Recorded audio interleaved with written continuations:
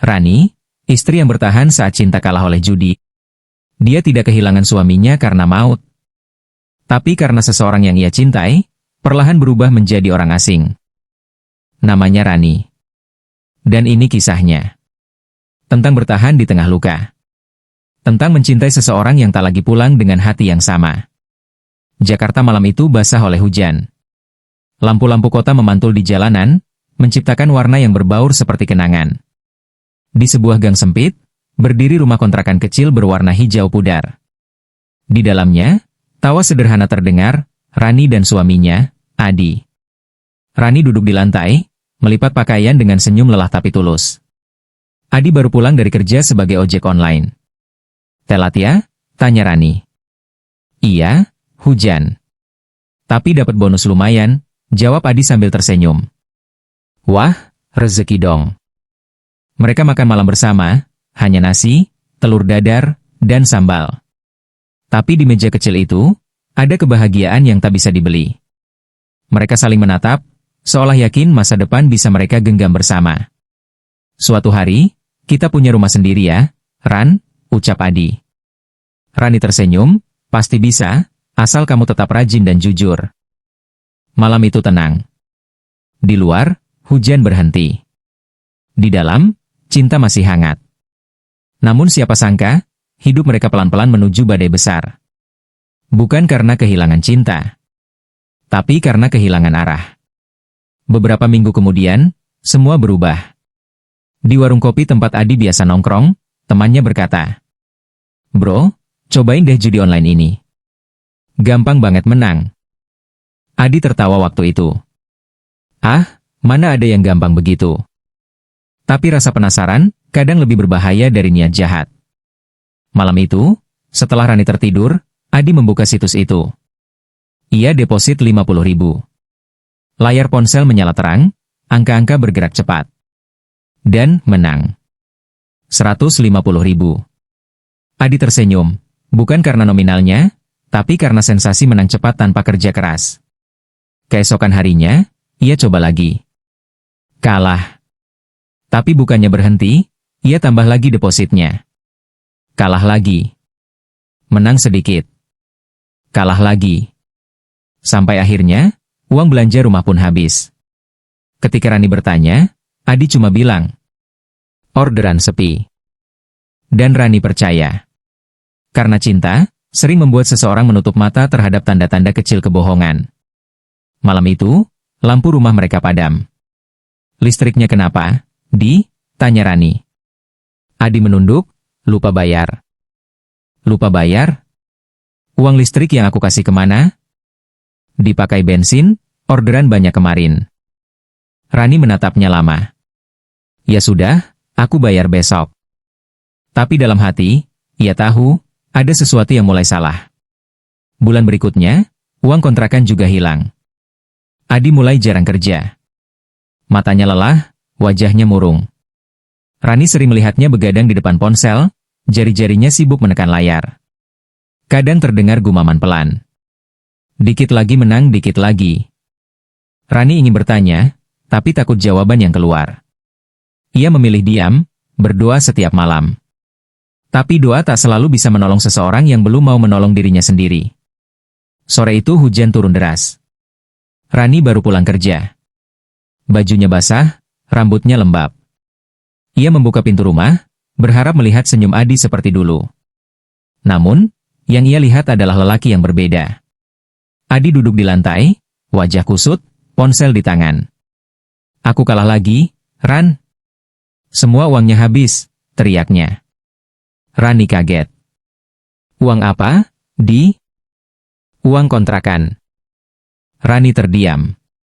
Adi, kenapa kamu terus main itu? Jangan ngomongin janji. Adi berdiri, matanya merah, suaranya pecah. Kamu pikir gampang jadi aku? Tiap hari macet, panas, kerja gak cukup.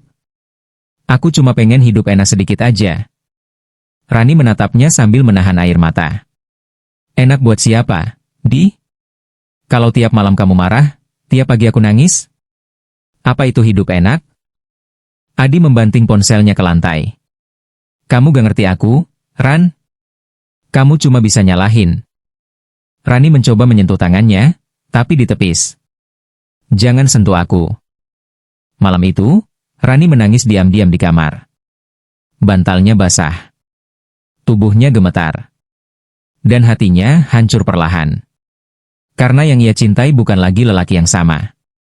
Hari-hari berlalu. Rumah itu jadi sunyi. Rani tetap masak, tetap mencuci, tetap menunggu. Sementara Adi makin jauh. Sampai suatu malam, Adi pulang jam 2 pagi. Aroma parfum asing menempel di bajunya.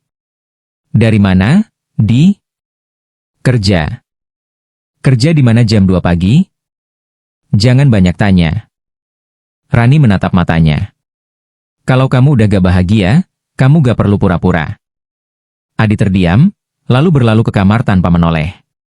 Besoknya, Rani melihat pesan di ponsel Adi. Aku tunggu di hotel jam 8. Jangan lupa bawa uangnya.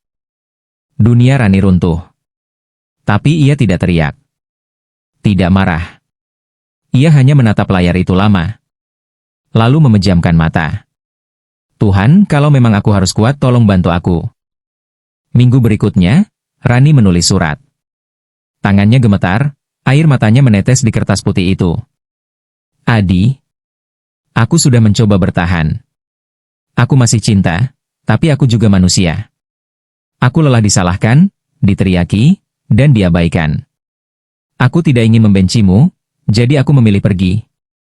Sebelum itu terjadi, aku doakan kamu sadar. Semoga kamu menemukan dirimu lagi. Terima kasih untuk cinta yang pernah kamu beri. Rani. Ia meletakkan surat itu di meja makan, bersama cincin kawinnya. Lalu ia pergi, tanpa menoleh ke belakang. Pagi harinya, Adi pulang. Rumah sepi. Tak ada aroma nasi hangat. Tak ada suara sendok. Hanya ada surat dan keheningan. Adi membaca dengan tangan bergetar. Matanya panas, napasnya sesak. Ia berlari keluar rumah, berteriak. Rani. Tapi jalanan kosong. Hanya suara angin menjawab. Hari-hari berikutnya, Adi terpuruk. Ia kehilangan pekerjaan, kehilangan uang. Bahkan perempuan yang dulu ia kejar pun pergi. Yang tersisa hanya penyesalan. Dan bayangan Rani di setiap mimpinya. 3 tahun berlalu. Adi kini bekerja di bengkel kecil di pinggiran kota. Ia hidup sederhana, tanpa banyak bicara. Di dinding bengkel, tergantung foto pernikahan mereka. Setiap kali ia menatap foto itu, hatinya berbisik. Kalau waktu bisa diulang, aku lebih memilih miskin. Tapi bersamamu, Ran. Sementara di ujung kota lain, Rani hidup tenang. Ia membuka warung kecil, senyumnya tulus. Kadang saat hujan turun, ia berhenti sejenak. Menatap langit sambil berbisik pelan. Semoga kamu baik-baik saja, Di. Air matanya menetes. Tapi senyumnya tetap ada. Karena ia tahu, mencintai seseorang kadang berarti melepaskannya, agar ia belajar menghargai yang dulu ia sia-siakan. Judi online bukan sekadar permainan. Ia adalah racun yang perlahan membunuh cinta dan kepercayaan. Kesabaran seorang istri memang luas. Tapi bahkan lautan pun punya batas. Dan ketika cinta berubah jadi luka, kadang, satu-satunya cara untuk tetap mencintai adalah dengan pergi.